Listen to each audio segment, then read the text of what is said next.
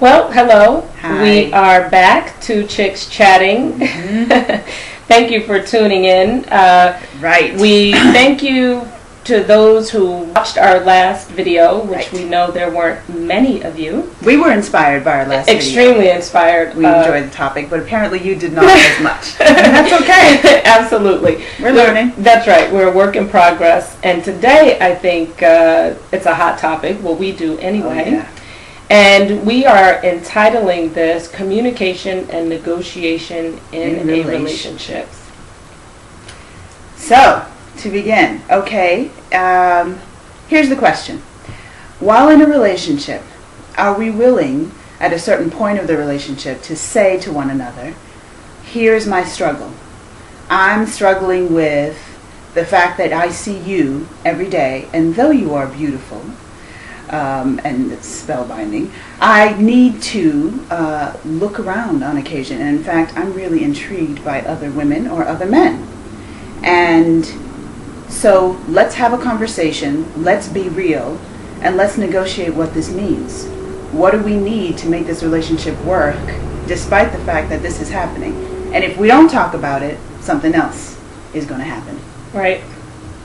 And, and I put it up on Facebook today, and I think just listening to people, who judge comments about other people's relationships and how they work them through, you cannot talk about it if you want to, but the reality is those feelings and those desires, whatever they may be, come up, right? So it may not be another person, but maybe it is, I don't know, smoking or something that is completely not desirable to the other person. Instead of hiding it, because the second the communication process breaks down, you're in trouble. Right. Although Right? God knows, if my partner comes up to me and says, I feel like smoking, I'm going to say, okay, we can talk about smoking. But if my partner comes up to me and says, I feel like going on the outside to get a little something, I don't know if that conversation can happen. Can it happen? And then we continue and we remain real? I think it can happen. I think the point is what happens after, because again, if you're not open to hearing it, then it'll just happen behind the scenes, and that's okay too if you are a person who would prefer that happen. I know some women say, do what you want to do, just don't let it come home. That's don't bring it home. Right. So let it work it out, whatever it is, and I don't want to know. Right. And other women feel more empowered in knowing, right? So that it's not a secret and they don't feel like everybody has this secret behind their back. And the reason I think we're focused on women is because I honestly believe that men are less open To hearing it. to hearing it. But can they talk about it? A No. few men, but I don't think that most men. I think most men will say, they really do want their cake and they want to eat it too. But when it comes to their woman, and we've talked about this before, there's an ownership, Yes. right? There's Always. an ownership piece that rears its ugly head even when men don't mean it to. And I think that's just a male trait, Yeah. right? You pursue, you conquer, and then the prize is to own. Right. And so right. in the end, when ownership happens, and then there's a need to then pursue, conquer, and own again, you're never willing to give up your first ownership. Right. Or compromise it. So why talk about the fact that there's another desire, there's another place that I want to go? Yeah. I don't know if people can do that. That takes a lot of guts. Yeah.